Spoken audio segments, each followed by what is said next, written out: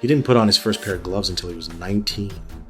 0 amateur fights, yet he bulldozed through the pro ranks with a terrifying 15-0 record and 14 KOs. When this man with the Tyson face steps onto the canvas, everyone in the crowd is asking the exact same question. Is he a legitimate Terminator born from the streets, or just another overhyped clone waiting to be exposed? They're at the house. Around 2005, Evans was just a college kid with a wrestling background. Wrestling didn't teach him how to throw a punch, but it gave him an unbreakable base. When he first walked into a boxing gym, the kid got a little cocky because of his size. The coach didn't waste his breath, just threw him in the ring to spar with guys lighter than him. His footwork was a mess.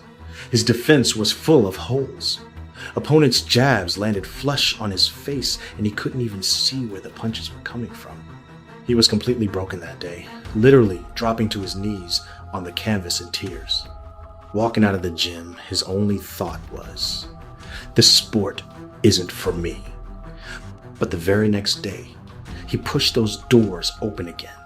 Not because he suddenly fell in love with boxing, but purely out of spite. During the day, he worked as a package handler at FedEx. 10+ hours of grueling physical labor a day, enough to break a normal man's back. At night, dragging his aching muscles, he went back to the gym, volunteering as a free sparring partner. With no elite trainers to guide him, he stole his techniques by taking beatings from different pros every single day. For the first few months, he showed up to his shifts with black eyes and busted lips. Even biting into a sandwich would make him break into a cold sweat from the pain. But slowly, he learned how to slip punches at the last split second. He learned how to generate knockout power in the tightest inside pockets. Just as his technique was taking shape, reality hit him with an absolute blindside. His mother suddenly passed away in an accident. Evans almost never talks about what happened that day. People only know that from then on, he poured all of his time into the heavy bag. The gym owner would often hear the dull thud of heavy strikes echoing from the backyard in the dead of night. Only when his knuckles were bleeding and his heavy shots were landing could the dark weight suffocating his chest find an exit. From that moment on, boxing was no longer about proving a point. It was his livelihood, and he was betting everything on it. At 23, Evans officially turned pro. Nobody cared about a former delivery guy, but once the bell rang, his style was brutally efficient.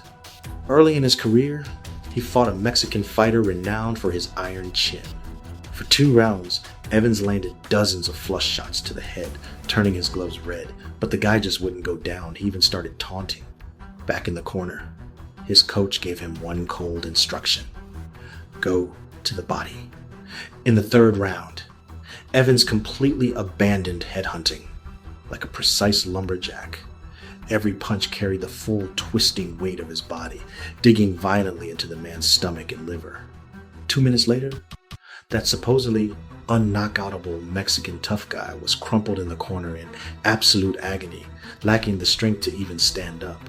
That was the first time he tasted the brutal efficiency of going to the body. From then on, targeting his opponent's ribs became his signature execution method. Take the Adam Tomlinson fight. The opponent was smart early on, keeping a high guard to protect his head from heavy shots.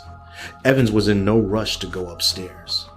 In the first round, he constantly used his jab to measure distance, darting off the center line immediately after striking.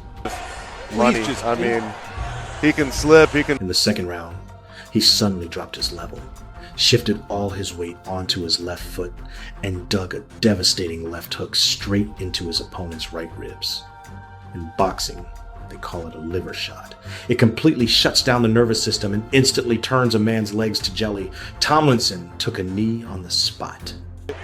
But he body shot, pivoted, and then In the 3rd round, Evans planted another shot in the exact same spot, completely breaking the man's breathing and will to fight, securing the KO. Jarcelin red corner and Adam Tomlinson fighting out of the But knocking out prospects doesn't prove much.